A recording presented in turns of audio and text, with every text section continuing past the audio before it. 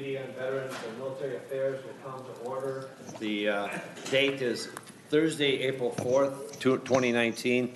Thank you for being here this morning. Please ask the audience to rise and recite the Pledge of Allegiance to the flag of the United States of America. Thank you. I pledge allegiance to the flag of the United States of America and to the republic for which it stands, one nation under God, indivisible, with liberty and justice for all.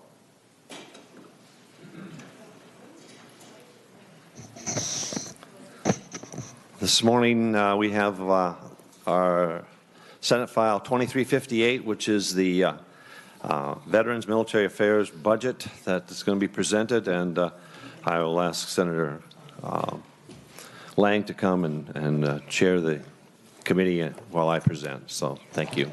Mr. Chair? Mr. Chair? Yes, go ahead. While you're getting ready, may I just take a moment of personal privilege while you are getting ready for your bill? You may. Thank you. Members, I'm going to pass out a little folder here. I'm the proud little sis of a veteran and who retired from the military service on Friday on Vietnam Veterans National Day, Memorial Day, and it's my brother who served 3 tours in Vietnam, and he retired after 53 years of service to the country. He enlisted at 17, went to Vietnam, 3 tours.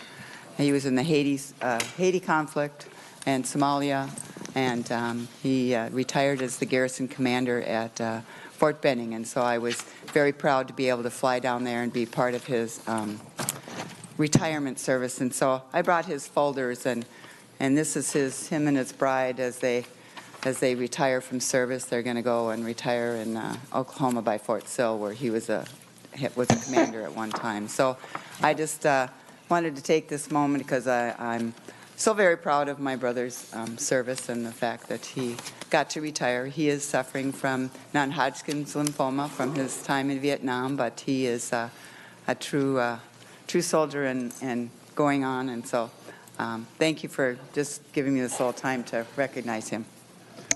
Thank you, Senator Rood. I appreciate your brother's service, and I appreciate you letting us know a little bit about him. Senator Anderson, I guess before we get going, just a quick overview of the agenda. Senate File 2358 will be the walkthrough of the omnibus delete all amendment and I believe the spreadsheet for the bill. Then we'll take up testimony. We'll talk about some amendments, I'm assuming. And then we'll have some time for discussion, and then we're going to take a vote on the bill. So, Senator Anderson, to your delete all amendment and the bill. Thank you, Mr. Chair. I'd just like to comment on Senator Rood's brother, 53 years in service to our country. It's awesome. It's, I would say, above and beyond the call of duty, but he chose to do that, and I think that's great. Thank you, Senator Rood, for your brother and for your family offering your sacrifice and your service, so appreciate that. The Veterans Bill, the Veterans Military Affairs Appropriations Bill, has received a zero budget target for this year, and it's based basically on the continuing base spending from the previous biennium that we're coming forward. I've asked the members of our staff to do presentation, but first I would like to move the delete all amendment to have that in front of us so that we can have a basis from which to speak to. So I move the delete all everything amendment for Senate File 2358. Senator Anderson moves the delete all amendment for Senate File 2358. All those in favor of the delete all amendment signify by saying aye. Aye. Those opposed, same sign. The amendment is adopted. Senator Anderson, to your amendment. Thank you, Mr. Chair. I'd like to have staff, Mr. Erickson and Ms. White, give us an overview of what our bill is and the markup that we've done on the bill. So appropriations or maybe. So Mr. Erickson, Ms. White, I don't know who wants to go first either way. Thank you, Mr. Chair. I'll start by walking us through the spreadsheet. Along the top, you'll see that the first column gives you the February forecast numbers for 18-19. That is the spending that was done in the last biennium. And then moving across, we have the forecast base for 2021, which are the numbers from which we count our target this year. Next is the governor's recommendations, as we've had presented to us in committee this year. And then that third set of columns will be the chair's recommendations reflecting what is in the A1 delete all amendment. The next two columns show differences. That second column that says Chair Gov shows us the difference between the chair's recommendation and the governor's. What I think is the more important one today is the chair versus base, which is the one that shows us how we met our target. And then the next three columns are collapsed biennial tails numbers to show what is happening with the bill in the planning biennium. And again, there's a column there showing the difference of the chair versus the tails base there. Along the left, you'll see we start with the Department of Military Affairs. And as Senator Anderson mentioned, this is mostly a base budget for a lot of these numbers. The first change item you'll see is on line 50.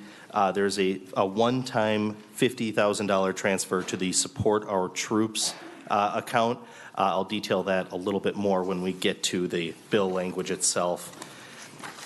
Turning to the second page, we'll see a couple of other change items for the Minnesota Department of Veterans Affairs.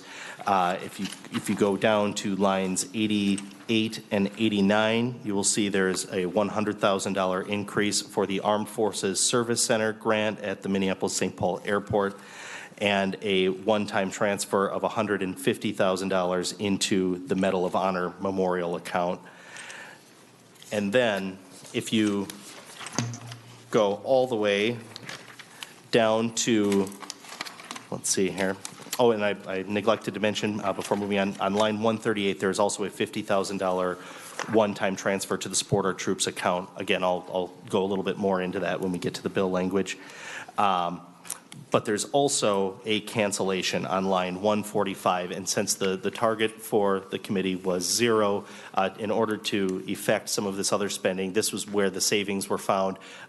There was a grant that was unused to the Veterans Journey Homes grant program that cleared way for $350,000 in spending in this bill. And so that's the spreadsheet. Moving to the bill, I won't bore everybody with a detailed look at what each line item is, but you'll see that all of these numbers reflect the spreadsheet, and as promised, I'll mention a little bit more about those transfers to the Support Our Troops account. On page 2, line 4 through 13, we have the transfer made to the account by the Department of Military Affairs, which it goes to purposes that are specified already by the program, but this transfer specifically is only eligible to be spent by a couple under a couple of those purposes. In this case, we're looking at subdivision 2, paragraph A, clause 2 of the Support Our Troops account, which makes grants to eligible individuals for direct aid. The same thing will happen. Again, I won't bore you with a lot of the numbers under Veterans Affairs that reflect the spreadsheet, but the equivalent transfer for the Department of Veterans Affairs is on page 6, lines 3 through 18, where the purposes specified are for services and programs for veterans and their families, and for the agency's uncompensated burial costs for eligible dependents to whom the commissioner grants a no-fee or reduced-fee burial in the state's veteran cemeteries. Again, in both the case of the Department of Military Affairs and the Department of Veterans Affairs, those are existing purposes of that of the monies in that account. This just says these are the only purposes for these ones, not the additional eligible expenses in those programs. And then finally, section 4, you'll see the cancellation language of those Veterans Journey Home grants to make the rest available. Thank you, Mr. Chair. Thank you, Mr. Erickson. Ms. White? Mr. Chair and members, I'll be going over Article 2, the policy provisions. I'll be referring to my April 1st summary. Sections 1 to 3 of the bill, and pages 6 and 7, amend the chapter of law establishing state observances. Section 1 designates the third Friday in September of each year the Prisoner of War and Missing in Action Recognition Day. Section 2 establishes the Veteran Suicide Awareness Day on the first Saturday in October, beginning in 2020. Section 3 designates June 30th as American Allies Day to honor foreign-born persons who fought in conflicts around the world and alongside the U.S. Armed Forces. Section 4 is a technical correction.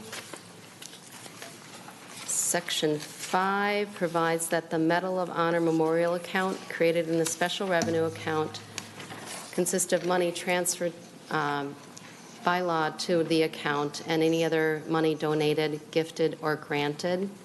And it requires the money in the account to be annually appropriated to the Commissioner of Administration for the pre-design, design, construction, and ongoing maintenance of the memorial.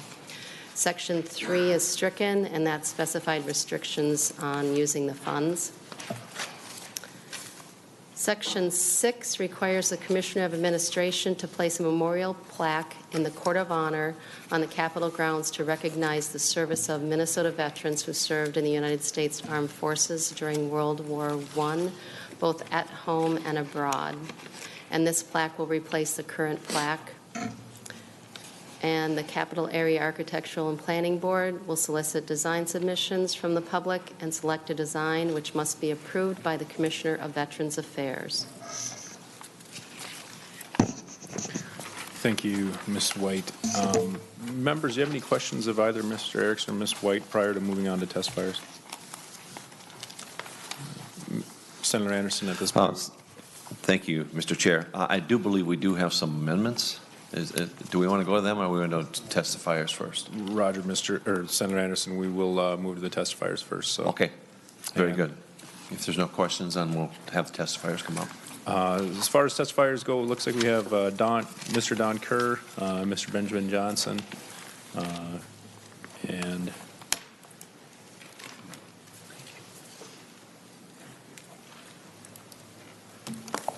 Mr. Chair, good to see you.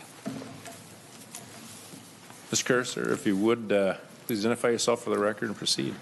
Thank you, Mr. Chair. Good morning, members of the committee. I'm Don Kerr, the Executive Director of the Department of Military Affairs. In your packets, you have a letter from the Adjutant General. He couldn't be here today due to a conflict that was previously scheduled. And he did ask me to read this letter into the record, and I'm going to do that. It's dated April 3rd from the Adjutant General to the Chair of the committee. I'm very disappointed that your budget proposal in the Delete Everything Amendment to Senate File 2358 does not support either of our critical budget change item requests. I'm particularly concerned that the committee does not appear to value our request for funding to support reintegration activities for our service members and their families. The one-time appropriation from 2008 that we had been using to fund these activities is exhausted. Minnesota is known nationally as a leader in the reintegration of our service members returning from deployment, and walking back our support to our service members and their families does not show them the support that they deserve. In the 2018-2019 biennium, the agency was appropriated $22,173,000 in enlistment incentives appropriation. Funding this account in the level at the amendment is a true cut to this appropriation of nearly $2 million. Not funding the requested restoration of $2 million to the enlistment incentives appropriation will require that we further cut benefits in that program that provides much-needed tuition assistance to our service members and will impact our competitive advantage in the recruiting market. I did not expect a budget cut to our agency in a year with a projected budget surplus of nearly $1 billion. Our agency prides itself in our stewardship of state and federal resources. Our requests are fact-based and not extravagant by any means. Our service members are committed to operations around the world at an increasing rate, with over 650 soldiers and airmen currently deployed, over 200 recently returned, and over 1,500 more preparing for deployment in the next year. I urge you to reconsider funding our requests at the amount submitted, and will provide any additional information the committee may need to assist in finding a solution. Please help me demonstrate to our service members that the state of Minnesota puts people first. And I apologize, and I'm a little bit emotional about this, because I have 2 sons-in-law who are currently deployed. And 3 of my grandchildren from one side and 2 from the other are impacted by this deployment very significantly. Those 2 sons-in-law, one of them is on his 3rd deployment, the other's on his 2nd. I also have a daughter who's deployed twice, once to Iraq, once to Afghanistan, earned the Combat Action Badge for being in a number of firefights. And I myself have deployed. My deployment, we didn't have a reintegration program.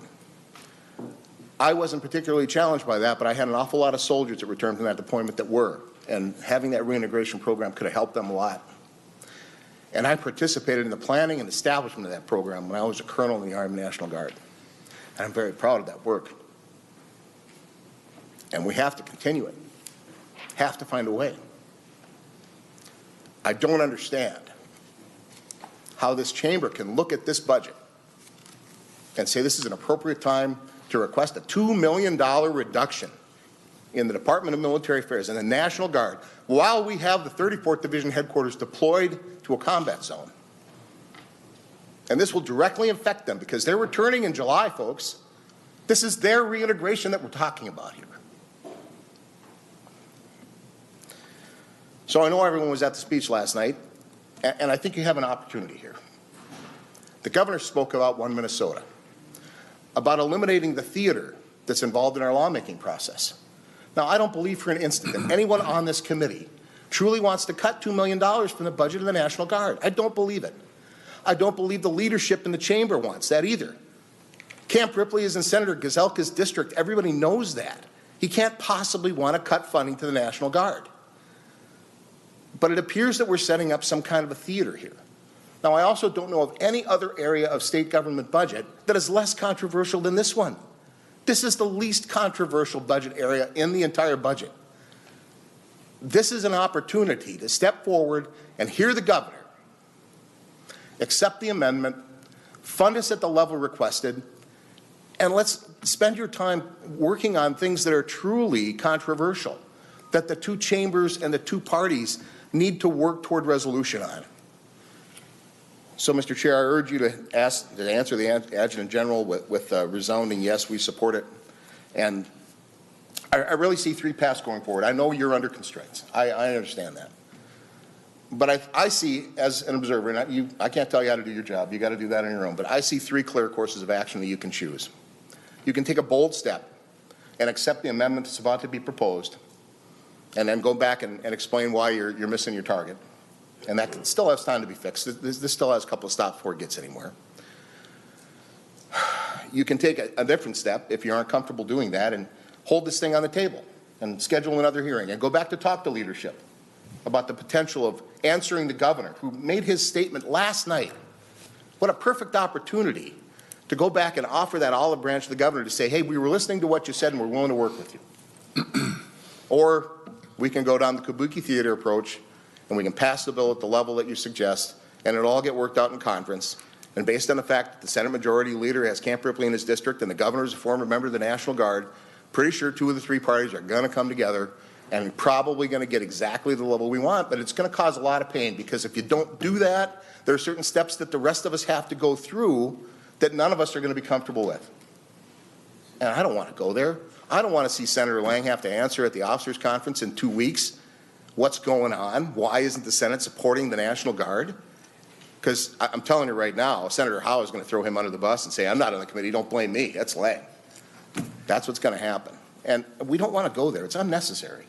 Again, I know everybody on this committee wants to fund us at the level requested, and you understand why it's important. So, Mr. Chair, I guess I'll close with that. But please, help my grandchildren out. Pass this bill at the level we want. Thank you, Mr. Kerr. Sir, I appreciate the fact that you recognize my dual status and my dual role in this seat and in my green uniform that I still do wear. I can tell you that some of the things you brought up are some of the concerns that I have personally. I know Senator Anderson shares those concerns. And let me reiterate the fact that I'm not a fan of the political theater either. This is he's pushing me, but I'm going to talk still. I appreciate what you're saying, and let me tell you that I do value, using the words of the general, I do value the request for funding. I do value the Minnesota Army National Guard and the work that we all do. I ask you to bear with us during this political process. I know that isn't the answer that you want to hear, but I appreciate your testimony. So, Mr. Johnson, if you... Thank you, Mr. Chair.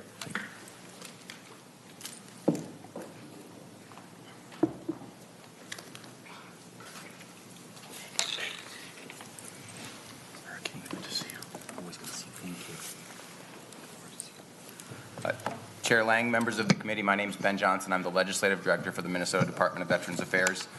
We were able to rejigger Commissioner Herkey's schedule this morning so that he could deliver some comments instead of myself, so brought out the big guns. I hope you don't mind the switch.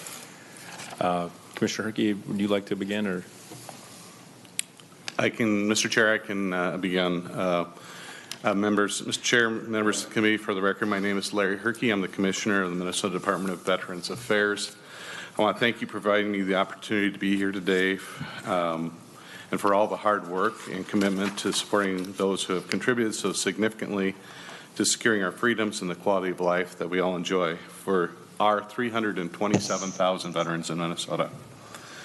Throughout the course of the past 3 months, I know you've been presented with lots of requests and recommendations related to providing care and benefits that veterans have earned, and I recognize determining that which of these to prioritize and support is no easy task. I'd like to start by saying thank you for your willingness to listen and consider all these requests that we've had to learn about the needs of our veterans and take the challenge of deciding how we as a state can answer that call. I would also like to thank you for acknowledging the valuable role of MDVA plays in delivering on our obligation to those veterans by recommending the maintenance of our base funding for FY 20 and 21. However, my remaining comments this morning are intended to convey concerns concerning the lack of support for our requested increases.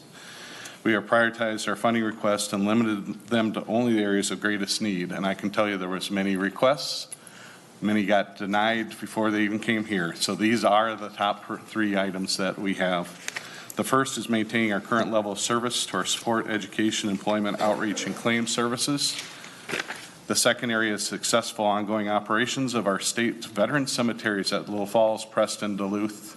And the third item is funding the Minnesota Service Corps to provide access to counseling, to support programs and services for both our veterans and their families. Under the program services and operational adjustment, our request for additional funding was $544,000 in the upcoming biennium, and this was to maintain the programs and services division at the current level of delivery. No new FTEs, same level of delivery that we've provided in the past. It represents a 1.6 increase to the veterans programs and services base operating budget, which is equivalent to about 5 FTEs. MDVA faces challenging decisions of maintaining ever-increasing costs of doing business, some of those being the employer-paid health care contributions, FICA, Medicare, along with other salary compensation-related cost increases that we have this year, while striving to maintain those services that our veterans expect. MDVA is always looking to find ways to become more efficient and to within existing resources, but without additional funding, efficient use of state resources will not be enough to maintain current service levels. Without this operating adjustment, statutorily required services will likely be diminished, including the federal VA disability and pension claims development, reducing opportunities for engagement with veterans in general in challenging geographic or demographic areas, and fewer staff hours to provide higher education support services to veterans and military members across the state.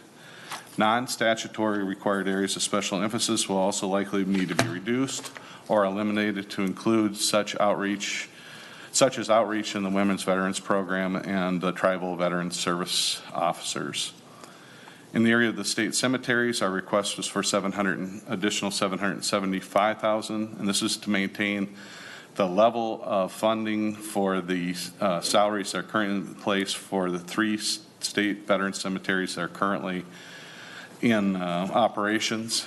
I won't go through the dollar amounts to that, but I want to remind you that I'm using the CMD account, which is the Cemetery Maintenance and Development account, to help to bring these people on to maintain these cemeteries where they are.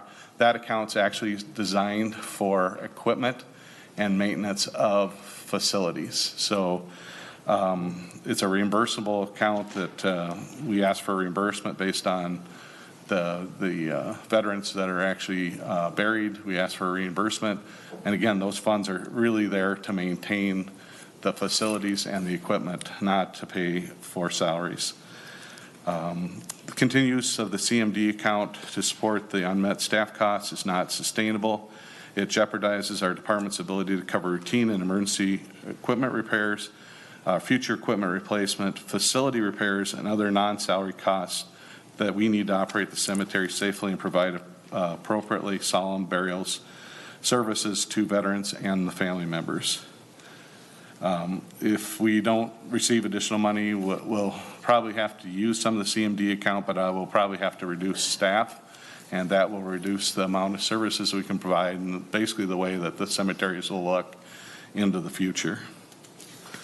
The last area is the Kerr program. We talked about this at some length last time I was here. We've found an unmet need for our need of additional $500,000. I think many of you I talked to over the past 4 years, 3 of the 4 years, we've run short of money in this area. This allows the veterans and their families to experience challenges as they navigate various aspects of life, from reintegration, following the deployment, to managing finances, to building a support network, and addressing their mental and substance abuse concerns. Limited access or support services and increased in demand from veterans population highlight the importance of offering this service. The Kerr program responds to the challenges by bringing casework, financial counseling, housing stability, behavioral health, both in mental health and substance abuse services to veterans and their families across the state. We've increased that this last year. 822 veterans and their families were serviced by this. We see this as increasing going forward, and that's the reason why we asked for the additional increase. We've seen a 70% increase over the period of since 2014. Current need outweighs the programmatic capacity due to funding shortages, and in 2018 we supplemented the $500,000 Kerr program budget with $135,000 from support our troops, and that still didn't get us to where we needed to get to till June. And I think I told you last time that Lutheran Social Services actually stepped in, and they provided free services for the last, I think, almost 2 months of the year. During 2018, the agency began implementing several cost-cutting measures. One was we reduced the amount of time. I think before we were looking at up to an hour per person. We cut that to 45 minutes. We also looked at other options to cut our resources there. It just came down to you have to give enough time and energy to veterans and their families in order to be effective.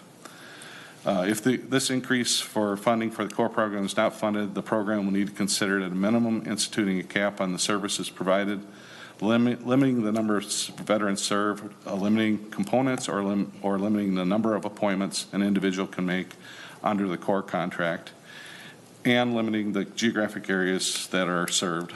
All these cost-saving measures can be counterproductive to an individual's mental health, treatment, and negatively impacts progress which has been made.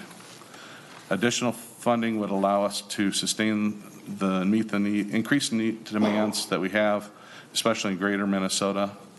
And last year, the program served families and veterans in 70 of the 87 counties in Minnesota.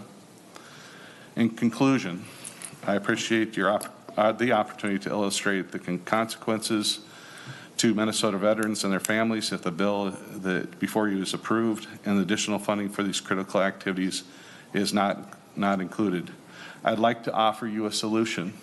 The solution I refer to is on line 125 of your spreadsheets under the governor recommendation column. You'll see there that MDVA has identified an opportunity for cost savings in the form of medical service provider realignment. This is in our Veterans Healthcare Division. The savings identified is $1.06 million for the FY. That could be applied to offset the increases in the program and services adjustment, and it could partially fund our second area, which is the cemetery operations. In mid-2018, MDVA instituted analysis regarding the current medical provider services at Minneapolis, Hastings, Silver Bay, Veterans Homes, and the resident-focused realignment will result in efficient care delivery while maintaining the level of access and quality of care that is currently provided across all homes. I've looked into this specifically. This will not decrease our ability to provide services to veterans. We actually had a duplication of services, and this is right-sizing the services to the homes. And it's in one specific area as it relates to bringing new people in and providing 60-day checkups as it relates to statutory requirements. This plan has allowed MDVA to continue to provide the highest level of care. Our services to our residents will not suffer. Currently, the Minneapolis, Silver Bay, and Hastings Veterans Homes have physicians and nurses practitioners providing scheduled and unscheduled services to residents in their homes. The homes continuously adjust staff complements and provide clinical education and mentorship for staff to ensure that all staff are providing the care within the scope of their clinical licensure. The goal is development of a more efficient model for delivering clinical care that's provided by right staff at the right time. Please consider these savings to fund our other requests. You have the opportunity to continue to take care of Minnesota's veterans, and I would ask you that you would take that opportunity. I thank you for allowing me to testify today. Thank you, Commissioner. Mr. Johnson, did you have testimony you'd like to present? No, Chair, you pretty well covered it. Thank you. Thank you, Mr. Johnson. Looks like we have Mr. Peters.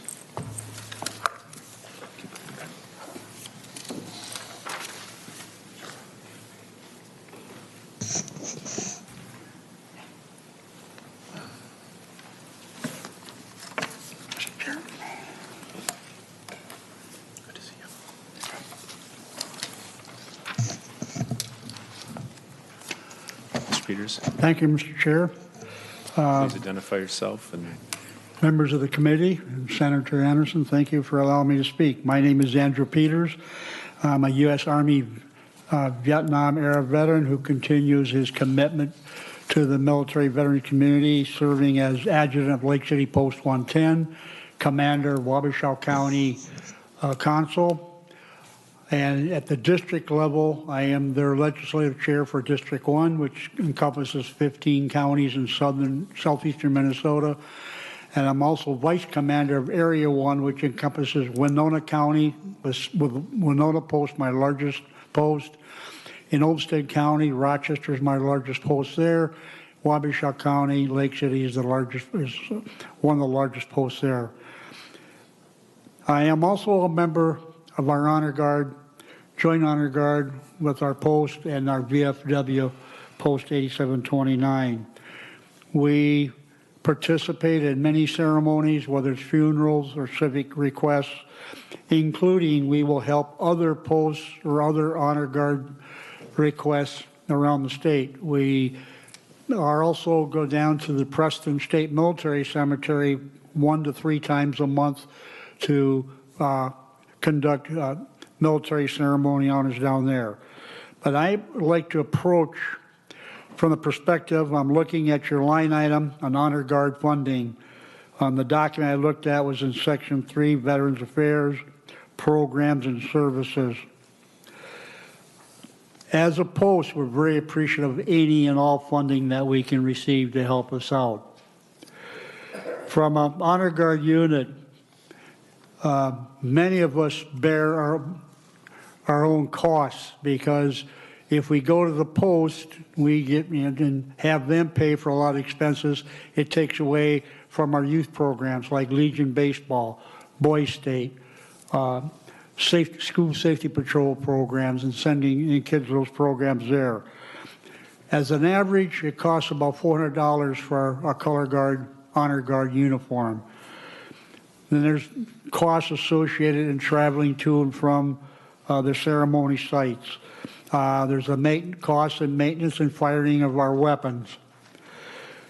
Our squad is usually minimum of 7 members. Ideally, for full military honors, we like to have a minimum of 13 folks.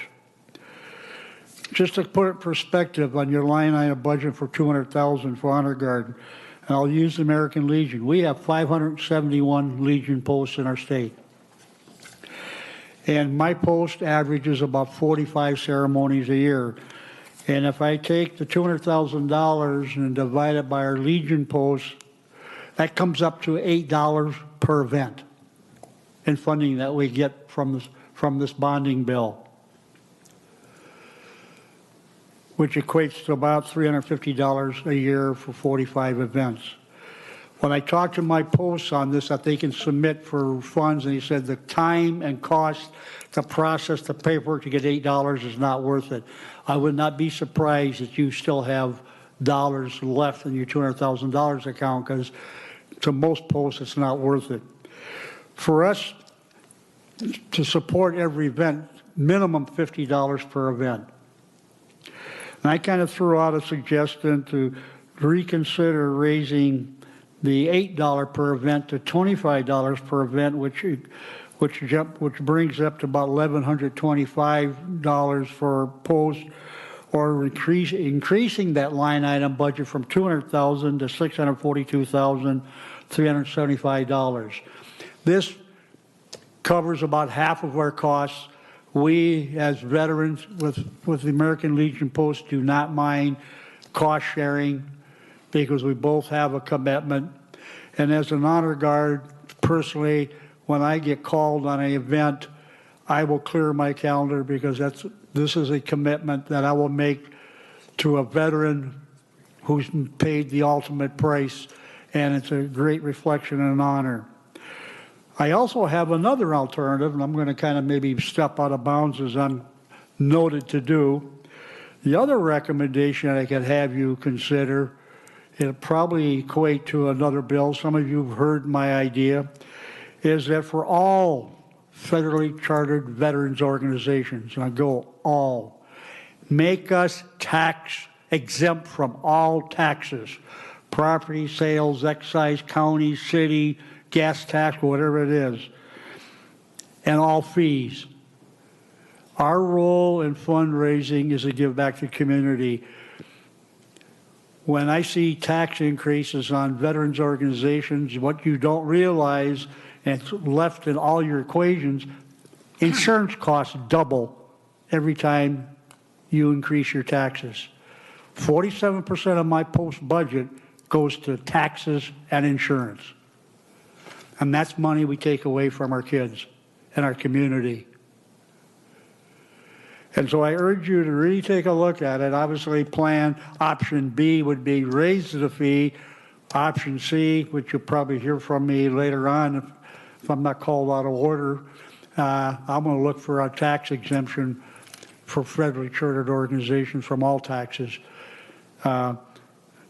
Again, thank you for allowing me to voice a concern, a specific line item. Thank you very much. Thank you, Mr. Peters. And Mr. Kaiser, it looks like you're next on the list. If we could keep it to a short, so we have a little time to talk about the amendments. Thank you, Mr. Chairman. I will be short.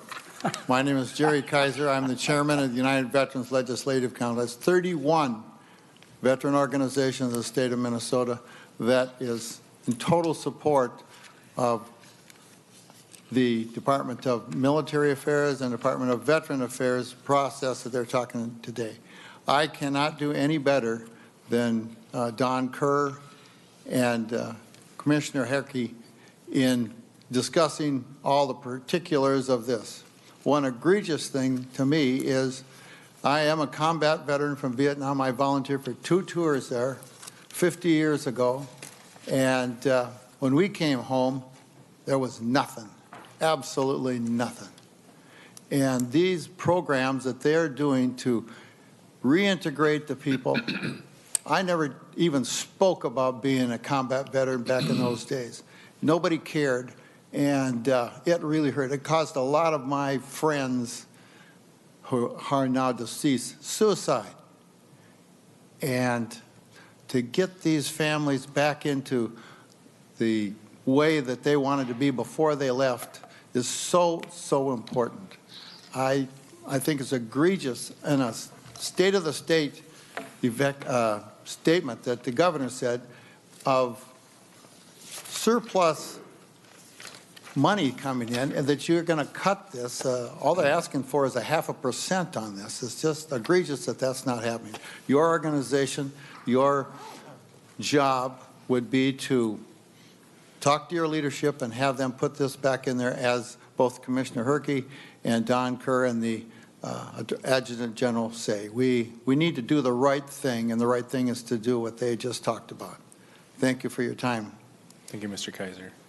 Members, any questions of the bill's author or testifiers?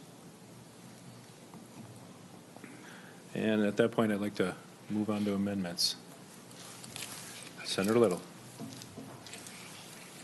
Mr. Chair, I have the A8. Senator Little moves the A8 amendment. I don't believe the A8 is included in Is this one already passed out? Not that I'm aware of, so it looks like we're done.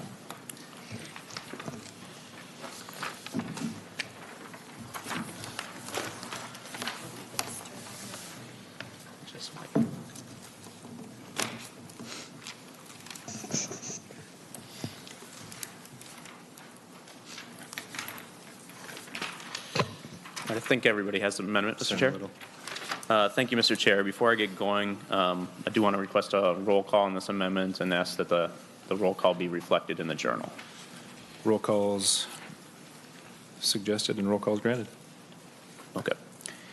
So the A8 amendment does 2 simple things. The first thing it does is it does increase. Mr. Chair, I think that the request to put it in the journal needs a 3-hand recognition of support.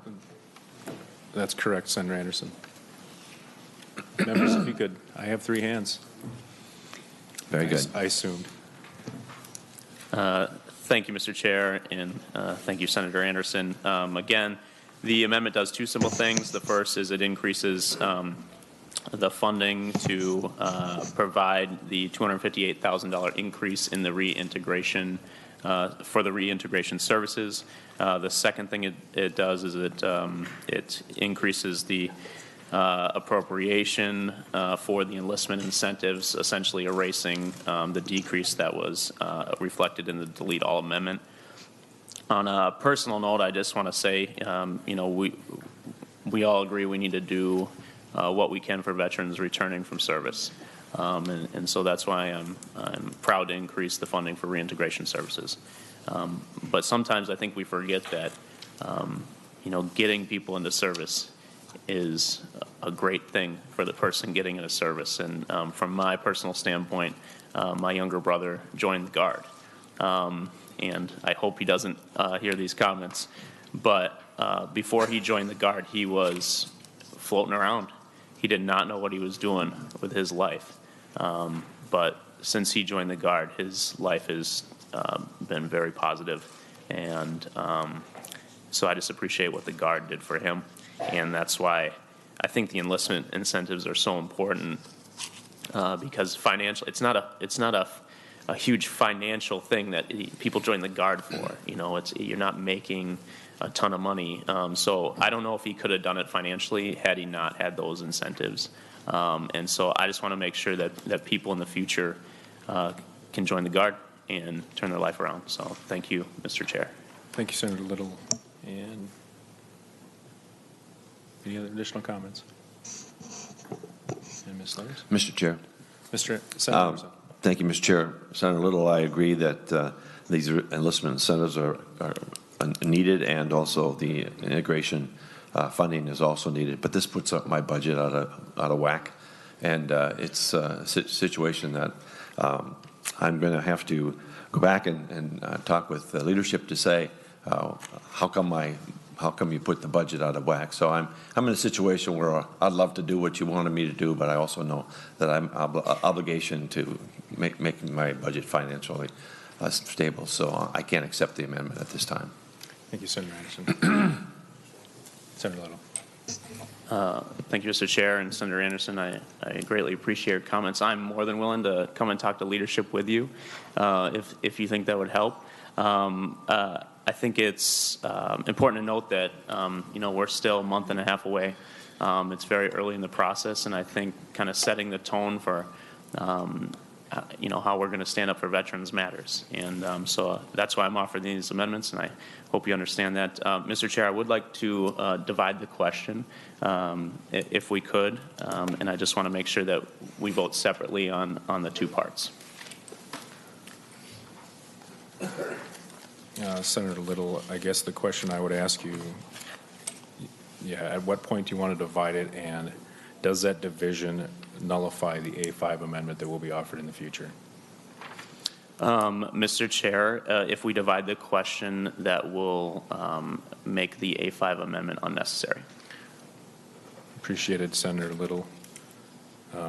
And to answer your first question, I think we just divided from 1.3 to 1.11 and then 1.12 to 1.14. And Senate Counsel, are you following along with that? And you're okay with that?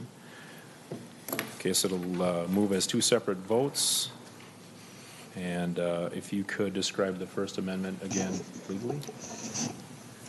I think, Senator Little, you did a great job, but... So, Mr. Chair and Senator Little, I understand that we're voting on the first portion of your division first. This would insert the governor's request with respect to reintegration activities and correct the totals.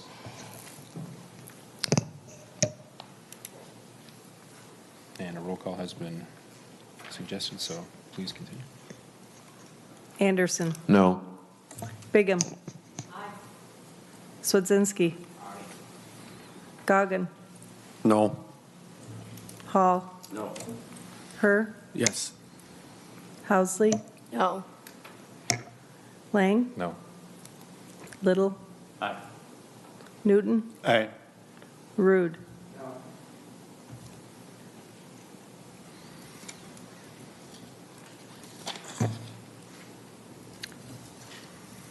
With the vote being 5 yeas and 6 nays, the amendment is not adopted.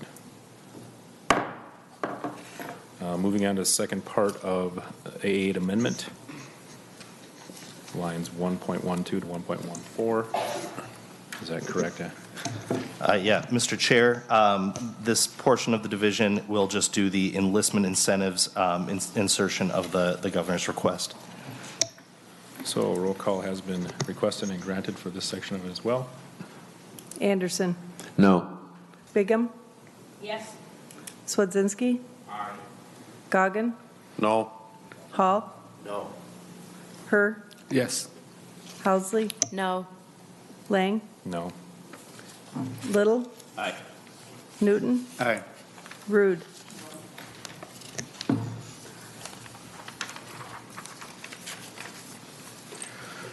With a vote total of 5 yeses and 6 noes, the amendment is not adopted.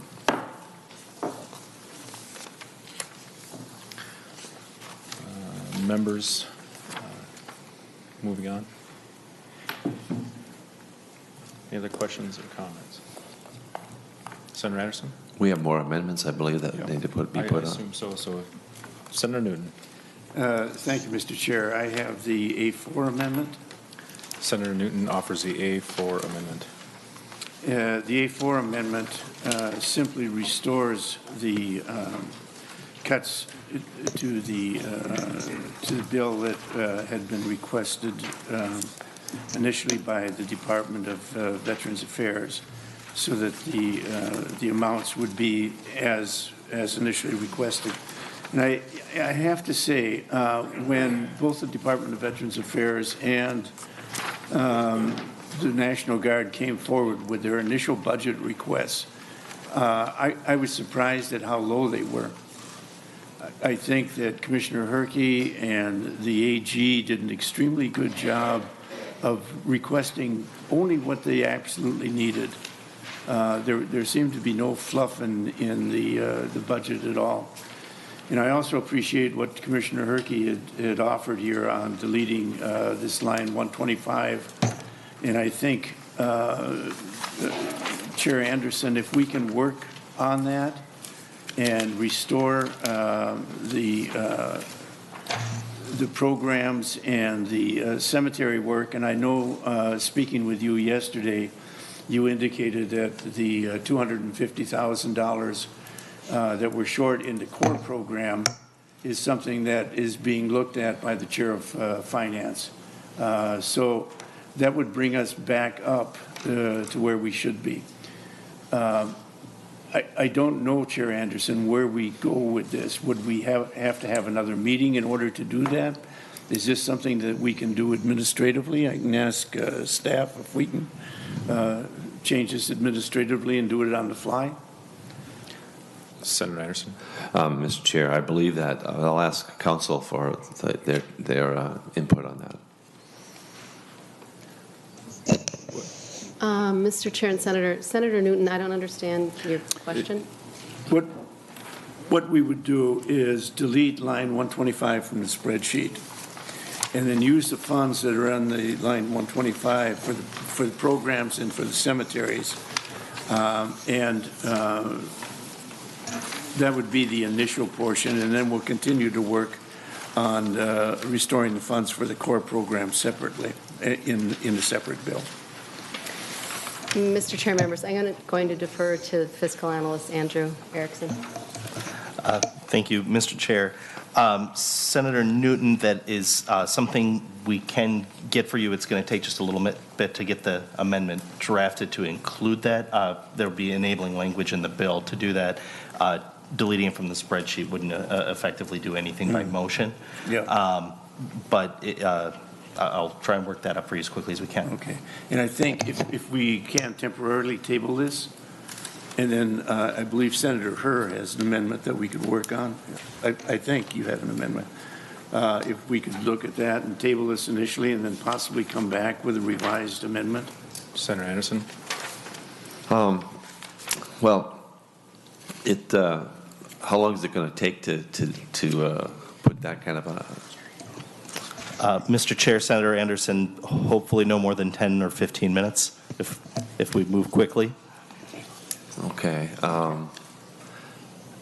I think we could probably do it when we go into finance, because if this bill goes out of here, we can probably add the amendment in finance at that point, and that would be a much easier and cleaner, and it wouldn't take the delay of the committee time.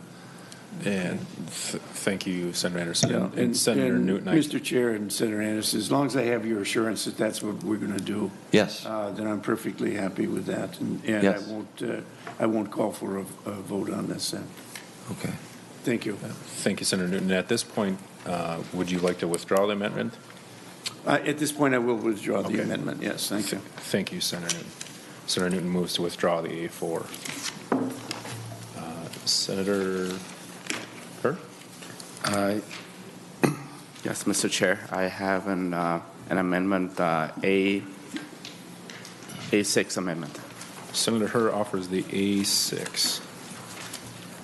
And, Mr. Chair, I'd like to ask for a roll call, and I'd like to have the roll call be reflected in the journal. Roll call is requested. Roll call granted. I need a show of 1, 2, and 3 hands to get it reflected in the journal. Senator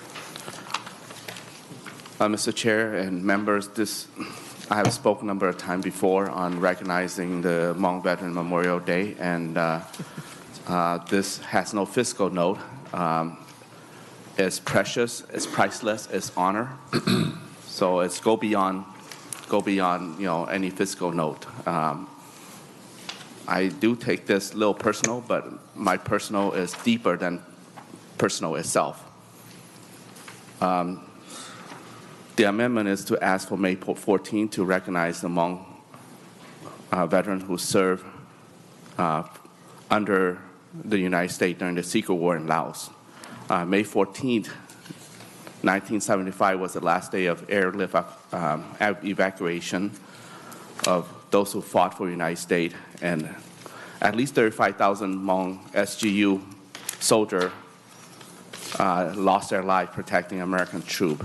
The Secret War wiped out half of the Hmong population in Laos, and we were facing genocide afterward. And thanks to the United Nations that they have a scope on that postpone or stop the genocide of my people. So, the history is in 1952, there was a Geneva Accord that put Laos in a neutrality status, meaning the United States cannot deploy American cannot deploy troops into Laos. So instead, they recruit my people, the Highlander of Laos.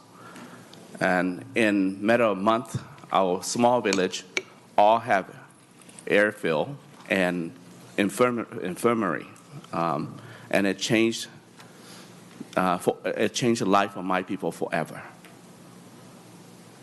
And so this day is this day mainly to recognize the service of those who fought for the United States.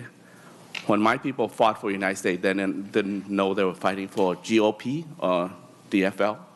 They fought for the United States of America. And I would like to ask for your support of this amendment. We have supported so many days, as you see, POW Day, the People Alliance Day, and I would like to ask for your vote for this bill.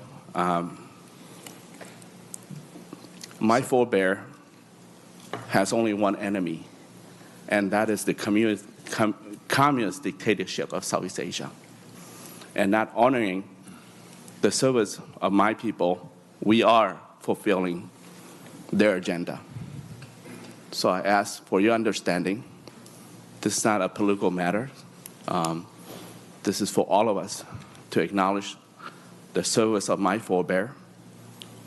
And when you honor the service of my forebear, you honor all of my people here, young and old.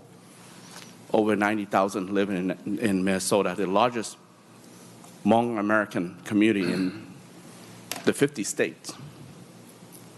And in Wisconsin, if you exit on Cadet, there's a tablet there, May 14th, recognized Hmong Veteran Memorial Day.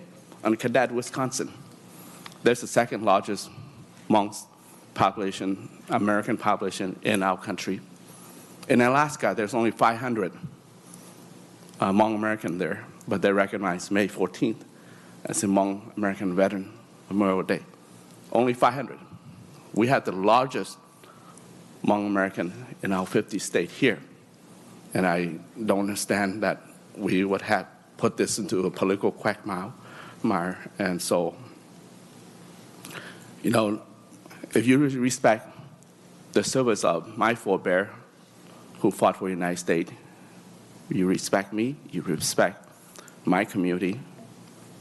No matter whether we pray together to the same God, but if you disrespect my forebear, we're not going to the same heaven. So today I ask for your support to vote for this amendment here in front of you. Senator Anderson. Thank you, Mr. Chair. Senator Fonger, I appreciate your desire to see that coming forward. I guess the reason that you brought this forward is in regards to your people, and because we had many people who fought during Vietnam come to us asking us to recognize all of those who fought during the Vietnam War, all those tribes, all those different groups, and those people. And that's why we put into the bill today the American Allies Day, including everyone, not to separate and sort out one. And I think testifier that came before our committee that said that flag up there is a flag that covers everybody. And there's a star for every state that's there, recognizes that everyone is included, no matter the distinction, what group you're from, what nationality, what color of skin, or what background you're in. And so instead of singling out people, we want to include people. And I think, as the governor has said, one Minnesota, we're all together, not to single people out, not to make them individually recognized, but to include them all as part of our American allies that fought under one flag to fight for the purpose of freedom. Thank you, Senator Anderson. Senator Newton. Senator Anderson, with all due respect, I think there's a difference here. That most of the units that fought with us in Vietnam were organized units. The Koreans, the New Zealanders, the Australians, the Thai. This was a very special unit, and their settlement in Minnesota is unique. It's, we have the Mountain Yards, for the most part, the Mountain Yards that fought with the Americans, another tribal group. They primarily settled in North Carolina.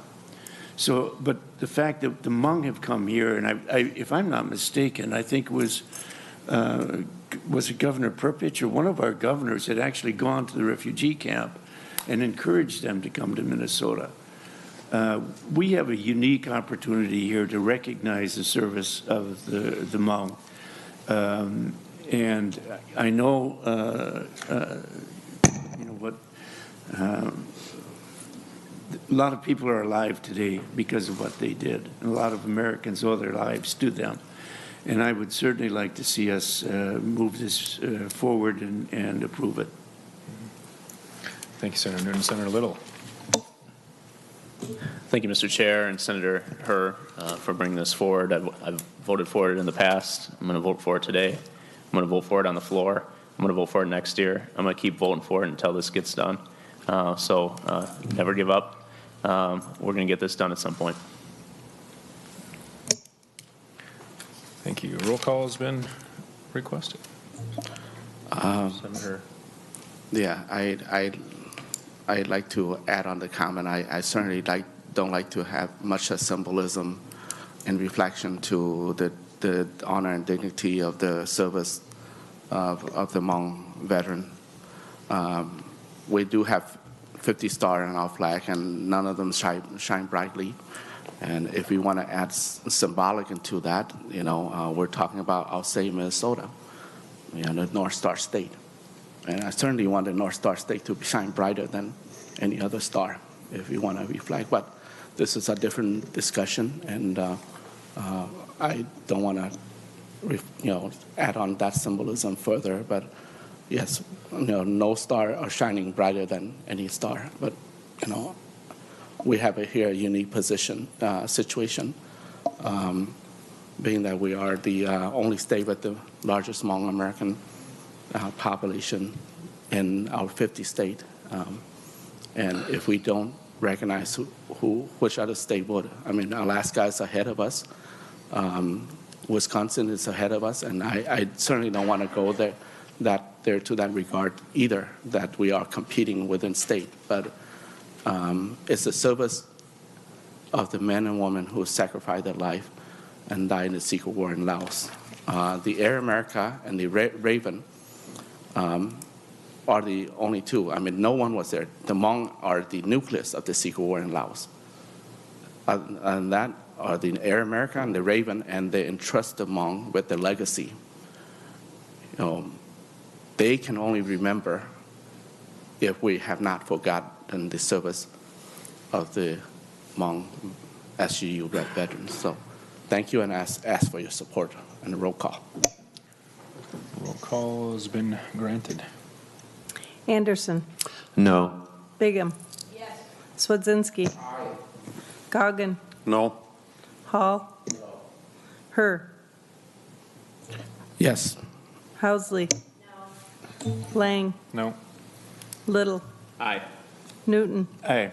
Rude. The votes being 5 yeses and 6 noes, the motion is not adopted. Moving on to other amendments. Senator Hurd. Yeah, Mr. Chair, I have an A7 amendment. Senator Hurd offers the A7 amendment.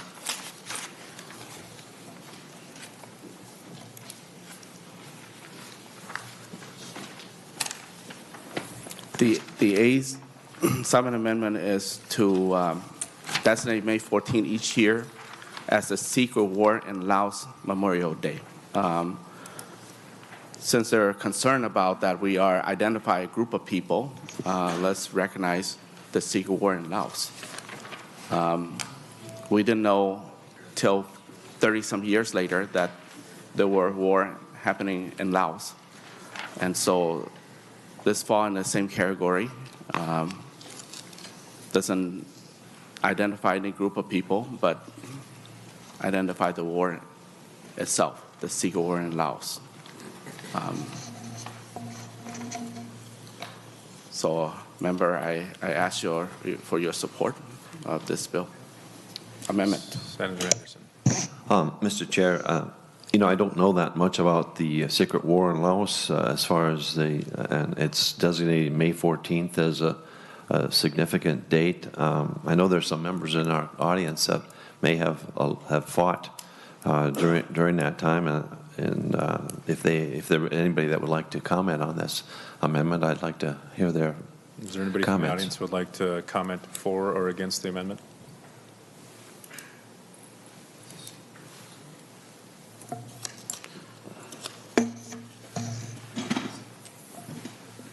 Mr. Kaiser, please identify yourself again for the record and proceed. Good morning again. Jerry Kaiser, the chairman of the United Veterans Legislative Council of 31 veteran organizations that would be not in favor of this particular day.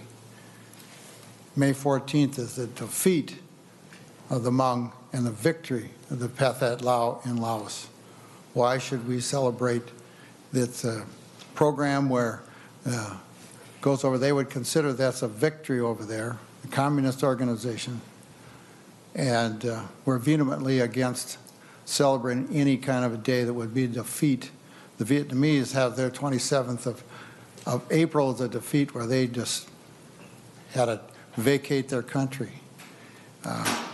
We're against any organization that would want to support a defeat instead of a victory. Thank you. Thank you, Mr. Kaiser. Members, all those in favor of the A7 amendment signify by saying aye. Aye. Those opposed, nay. No. The amendment is not adopted. Mr. Chair, sorry. Senator Hurd. I forgot to mention to ask for a roll call and reflect it in the journal. Can we go back?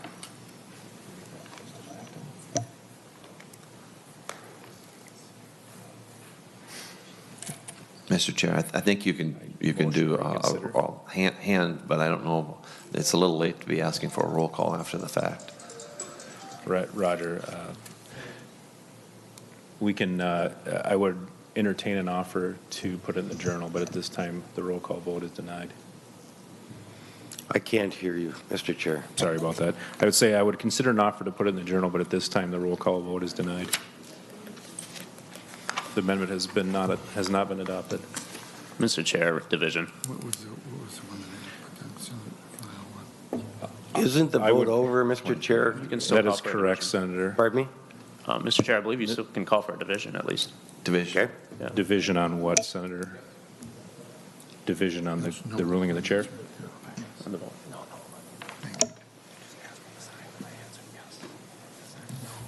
Oh, I see what you're saying. Division has been, requested division is granted. Those who would vote yea on the amendment, the A7 amendment, signify by putting your hands in the air. Nay.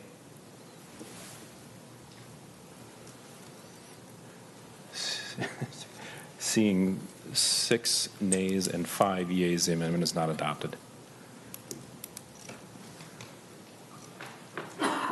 Senator Anderson.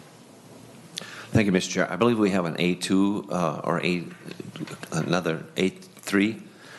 Senator Anderson offers the A3 amendment. I don't have a copy of the A3 amendment.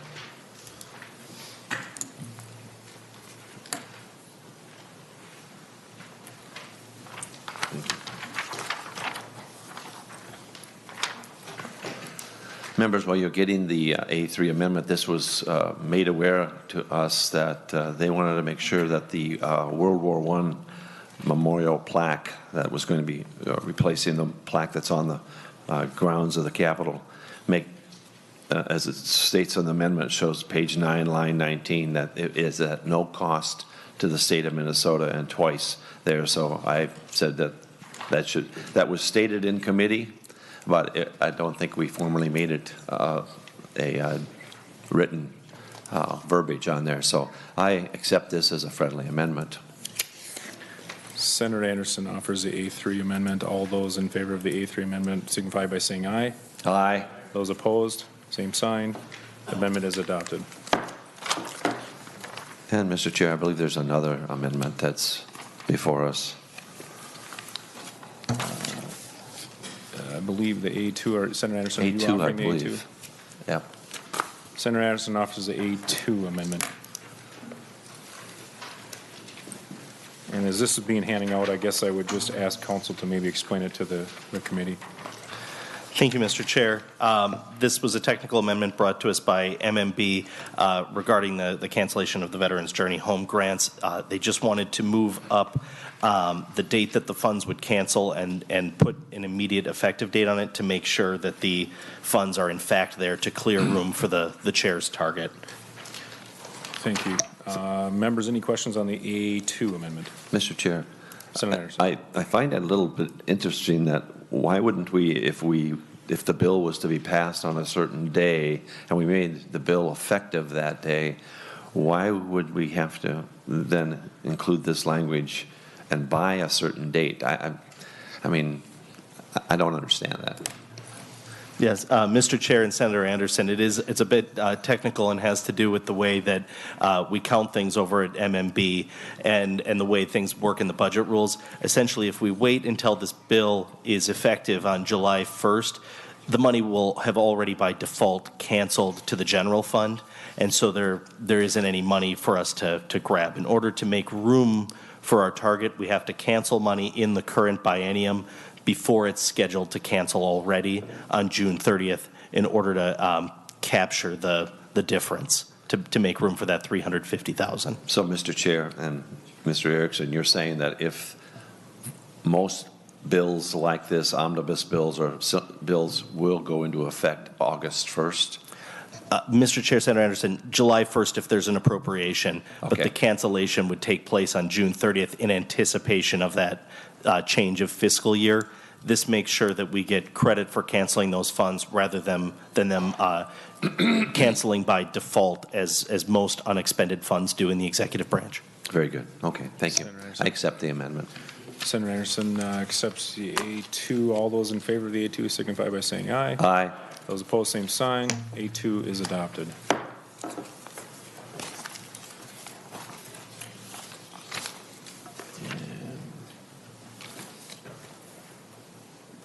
I believe that is all the amendments we have for today.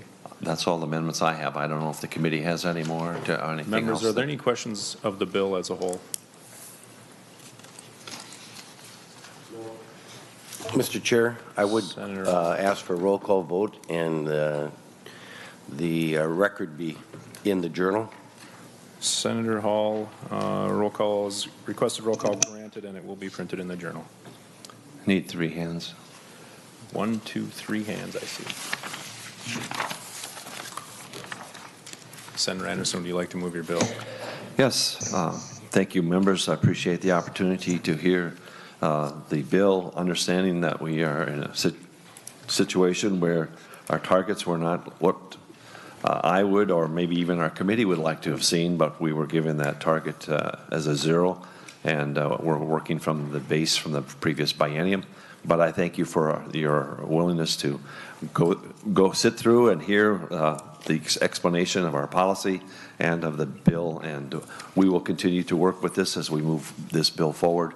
And I thank you again, and I would like to move Senate File number 2358 as amended be recommended and passed and sent to Finance. Senator Anderson moves that 2358 be recommended to pass as amended and re-refer to the Finance Committee.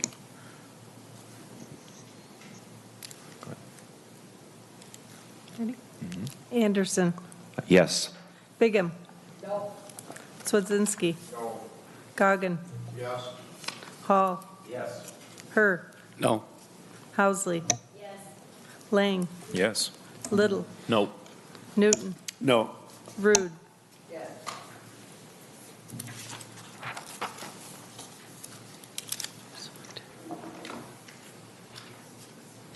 Seeing 6 yeas and 5 nays, the bill is passed and re-referred to the Finance Committee.